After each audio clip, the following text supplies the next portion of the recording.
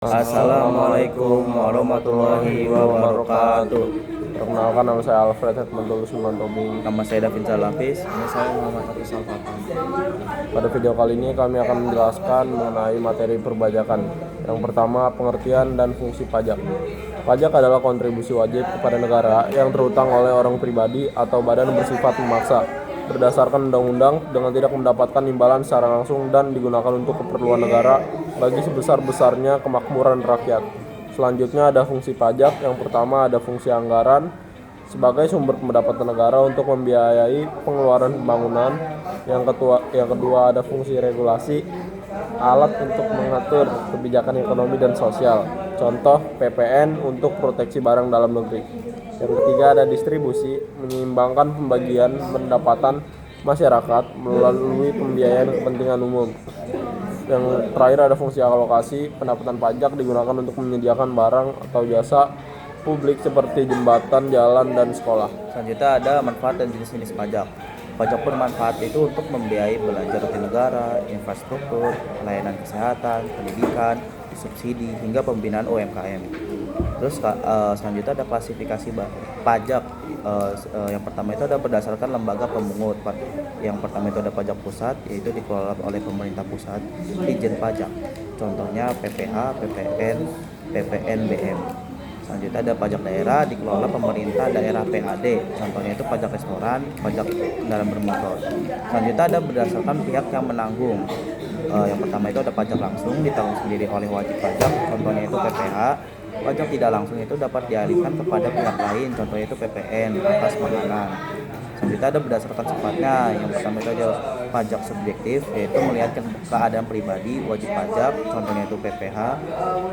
Yang kedua ada pajak objektif, melihat pada objek pajaknya tanpa memandang subjeknya. Contohnya itu PPN dan PBB.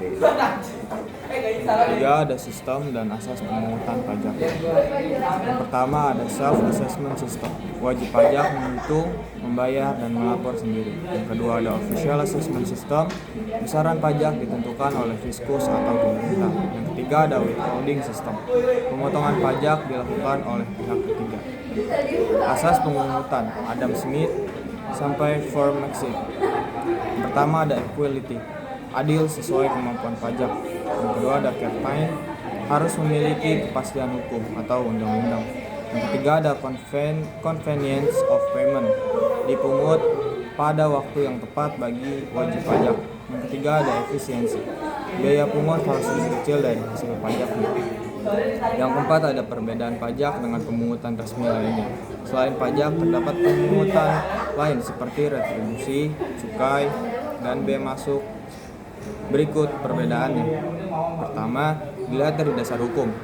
Pajak dari undang-undang, pemungutan lainnya adalah peraturan pemerintah, peraturan menteri, dan sebagainya. Yang kedua ada balas jasa, pajaknya tidak diterima secara langsung. Pemungutan lainnya dapat diterima secara langsung. Yang ketiga ada objek, pajaknya adalah umum. Pemungutan lainnya adalah orang atau masyarakat tertentu. Yang keempat ada sifat, pajaknya memaksa. Pungutan lainnya adalah sesuai dengan kebijakan pemerintah. Yang kelima ada sanksi, pajaknya sesuai dengan yang tercantum dalam undang-undang. Pemungutan lainnya sesuai dengan kebijakan pemerintah. Nomor 6 ada jatuh tempo, pajaknya sesuai dengan tahun pajak. Pungutan lainnya adalah sesuai dengan pemakaian. Sekian presentasi dari kami, kurang lebihnya mohon maaf. Wassalamualaikum warahmatullahi wabarakatuh.